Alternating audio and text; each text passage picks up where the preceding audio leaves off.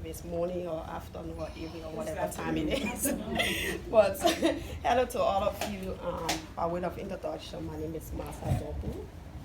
I was born and raised in Liberia. I currently live in the state of Delaware. My professional background, I do have a master's degree in social work. I have a Bachelor of Science degree in human development and science. I did all of my education in North Dakota, and I just moved to Delaware like 2 or 3 years ago. So I'm happy to be here, and I want to take this time. Oh, okay, sorry. I want to take this time to thank the organizers for the All Liberian Women Conference. It is very, very important that Liberian women come together to be able to discuss all of the things that are affecting us. And we have already listened to some of them. And so we will continue to listen to some of them, and we'll continue to do our part. So today I'm going to share with you sexual harassment prevention, what we need to know.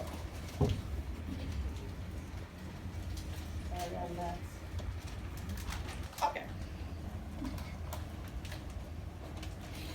So for this presentation, we have some objectives that I'm going to go over.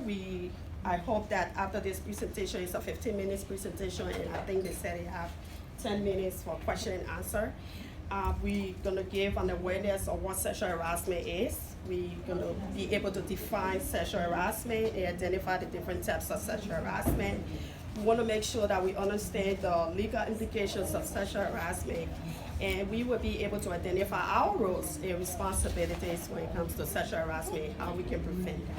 And then at the end of the presentation, I do have a text your knowledge stuff. Sorry. My slide is just going.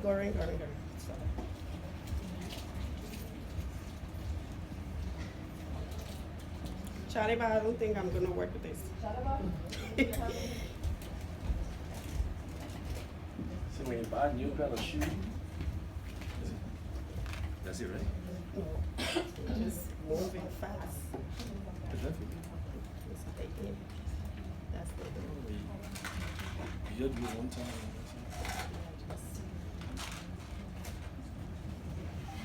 So, You talking about this? yes, I already passed that. Look at this myself. Is that what it is? Yes. I'm on this. So what is sexual harassment? You can just press it from here then. Okay. What is sexual harassment? Sexual harassment is a continuum of sexual behaviors, which include severe sexual behavior as well as less severe sexual behavior. Severe sexual behavior has to be done once in order for it to be considered sexual harassment. And for less severe sexual behavior, it has to be done over and over before it can be considered sexual harassment. And for severe sexual harassment, like for rape, a lot of women have been abused. They have been sexually harassed through rape. So they have been raped. And some of them, they have been touched without their consent. And so that has to be done over and over in order for it to be, it has to be done once in order for it to be considered sexual harassment.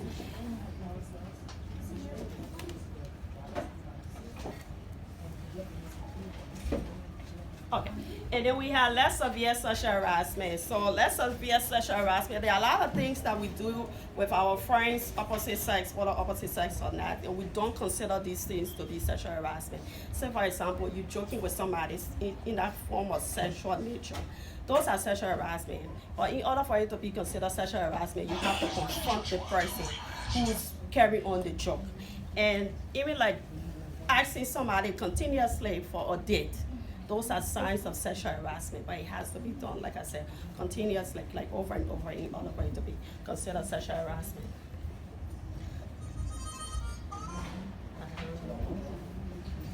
Yeah, please bear with me. I'm not like, I'm an awkward person.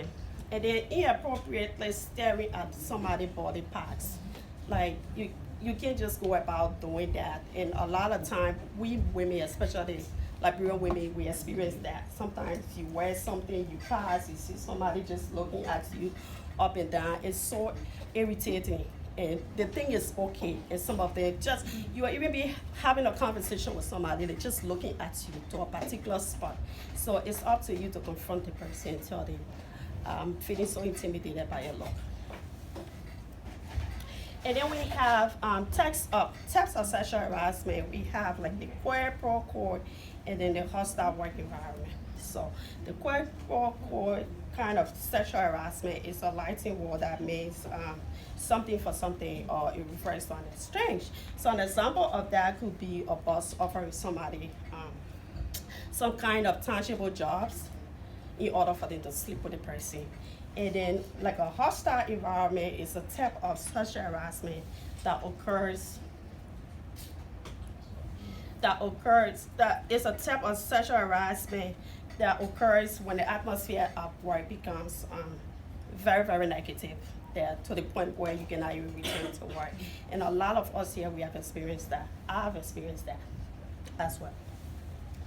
And then I have a short video that I wanted to share, but because we don't have the projector up there, so I'm just gonna pass by that. But I just want you to understand that certain behaviors, like I said, it can be very, very considered friendly, it can be harmless, but it's important. The important thing to remember is that whether or not it is welcome.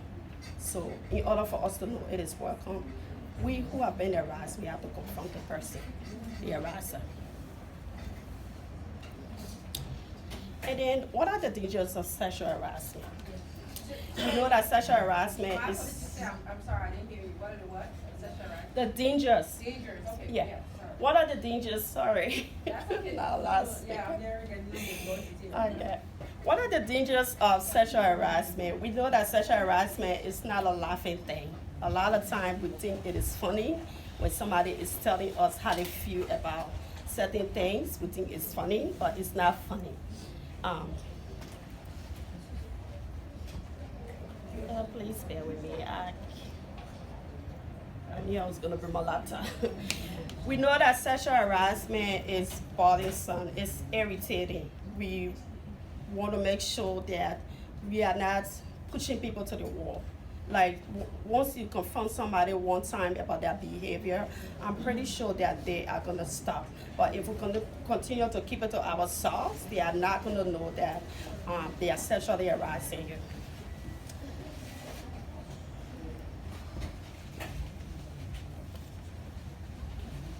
Yeah, sorry. You good? No. I can't wait. I'm so used to Apple product. In the meantime, we have evaluation form for Java, so this will help us improve our next work with you. We have to have data.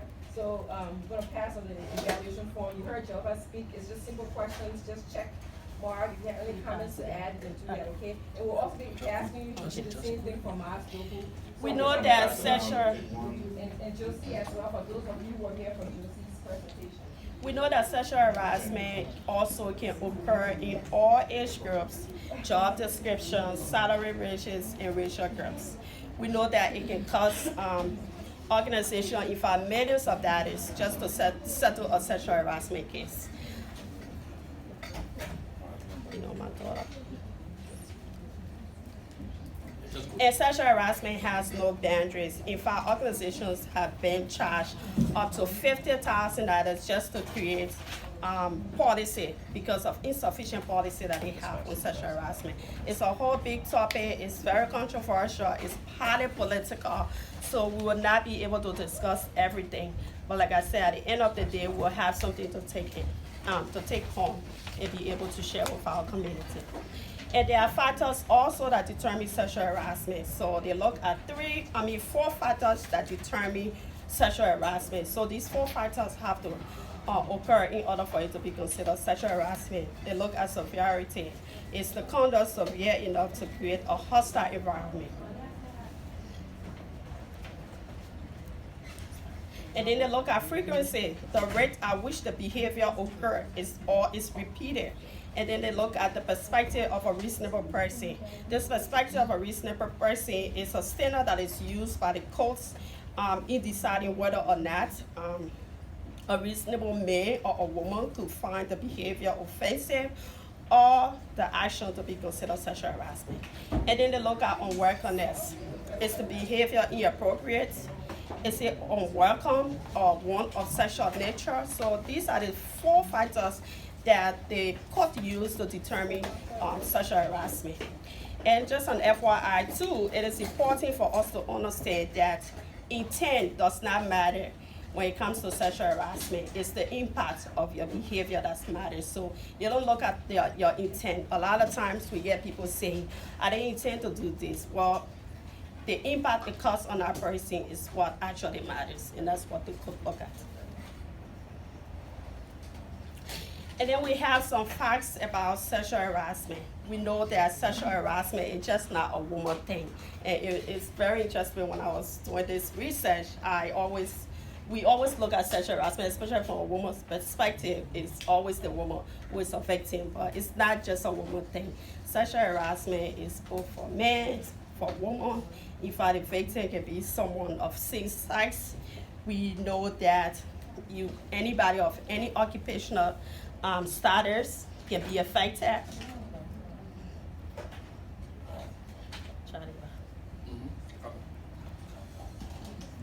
I think because I got it. Get it in there. Is it? Hold on. Oh, Wait. I'm almost done here.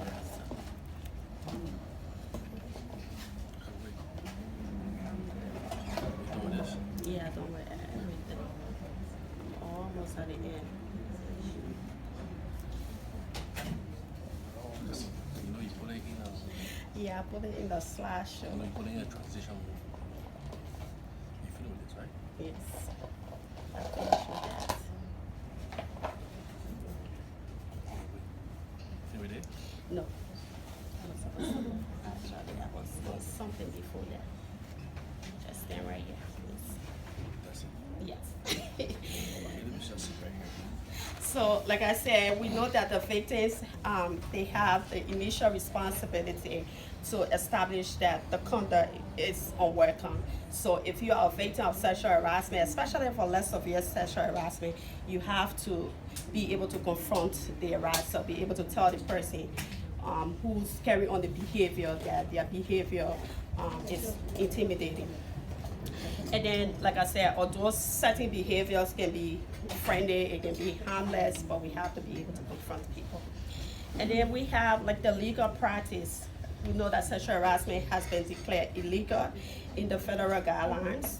State laws, codes, and employers, in fact, they use the federal guidelines to write their sexual harassment policy and procedures.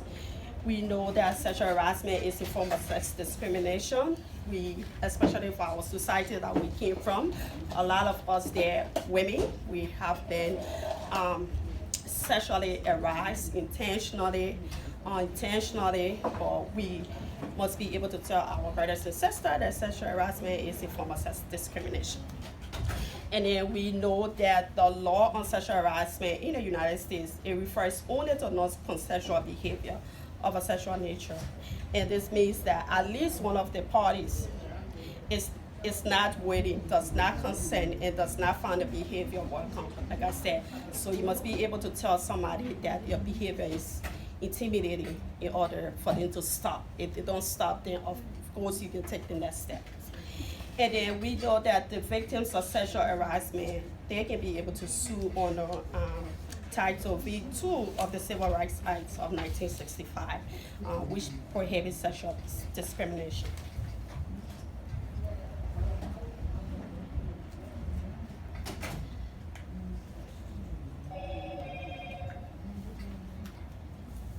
Sorry, okay. And then I have some statistics here. I know I already talked about it when I was doing this research, even when I attended the training for sexual harassment. We always think that sexual harassment is a woman thing, but when they did a study in 2014, they found out that more men sexual harassment is becoming a growing concern for men. And in fact, in that year, the Equal Employment Opportunity Commission, they received 6,000.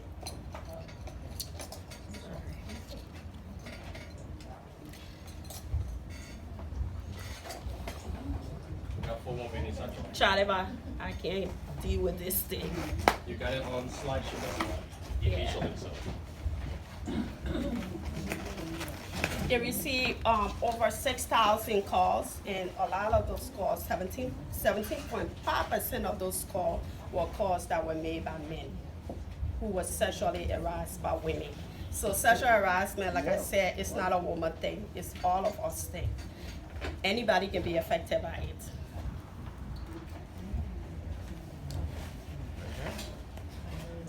Pass by there. So now I come to our responsibilities. All of us do have responsibilities when it comes to the prevention of sexual harassment, when it comes to the things that affect all of us.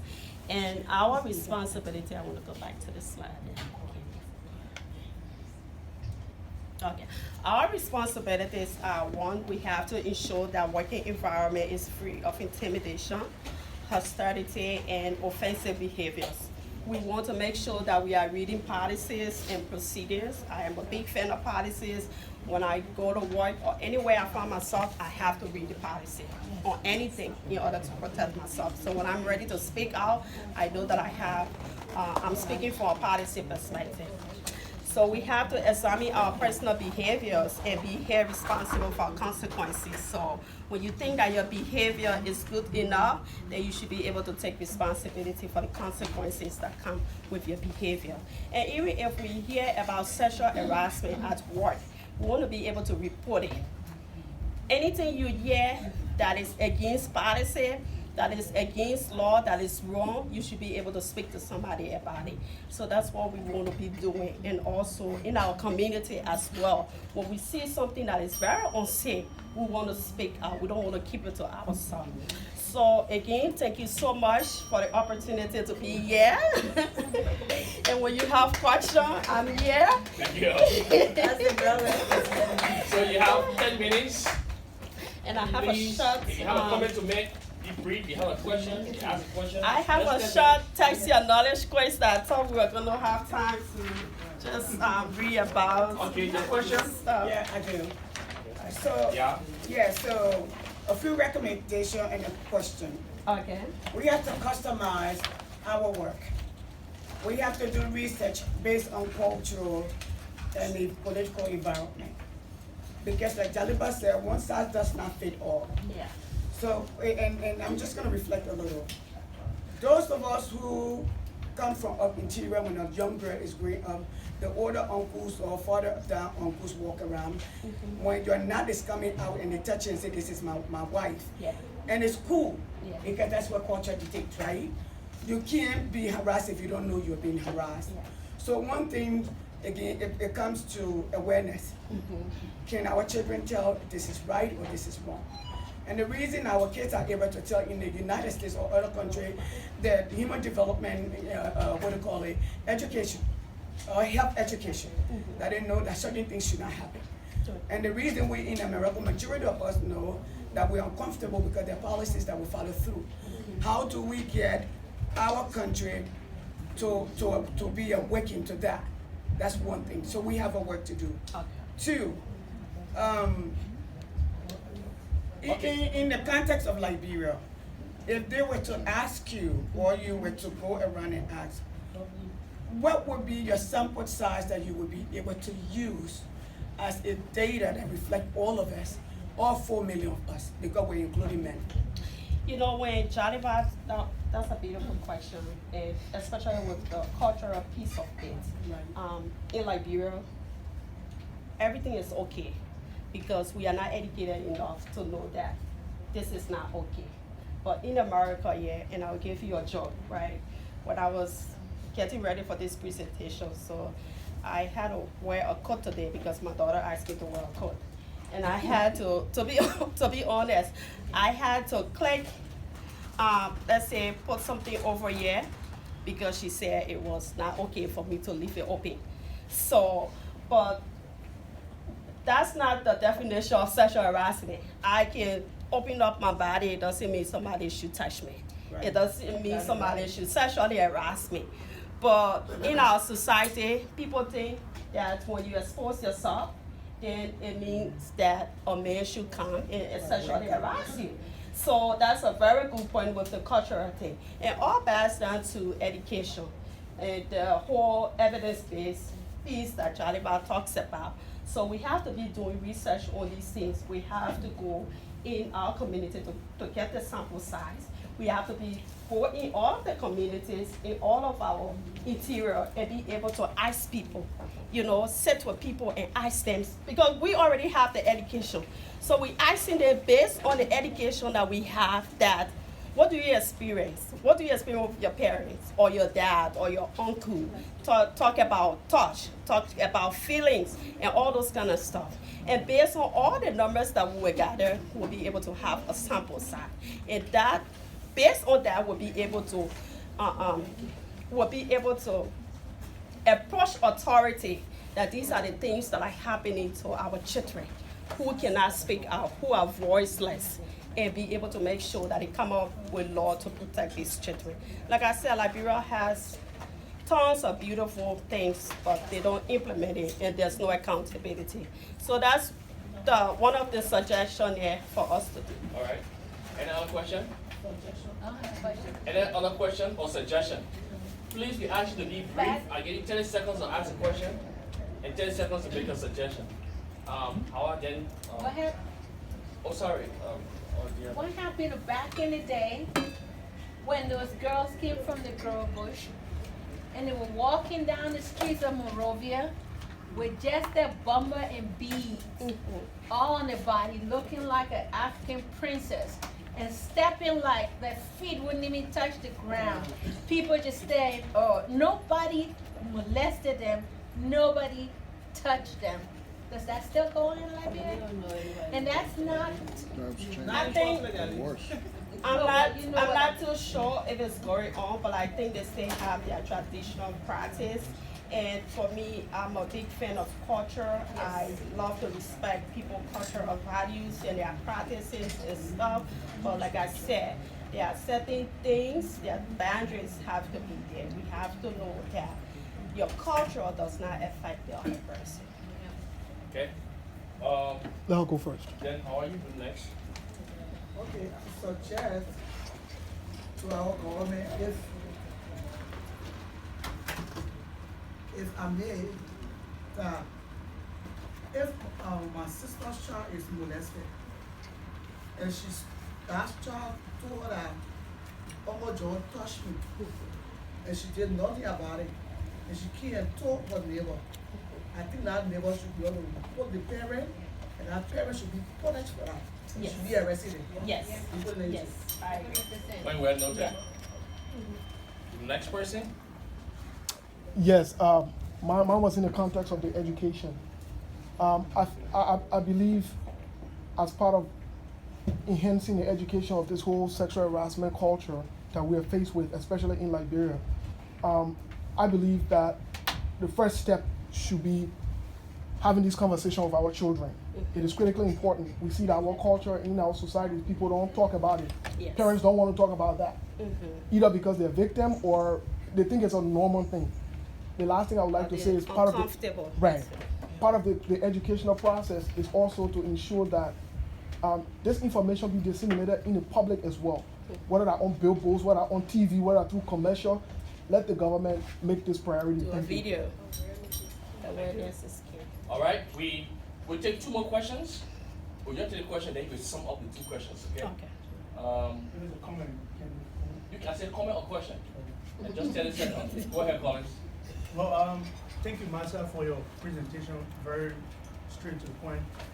I would love to suggest that I think emerging young women in leadership need to zoom the light on sexual harassment, because many a times young women in leadership get cowered into submission. They get harassed, whether it is in political party organization It is. for seats, and they compromise these things at the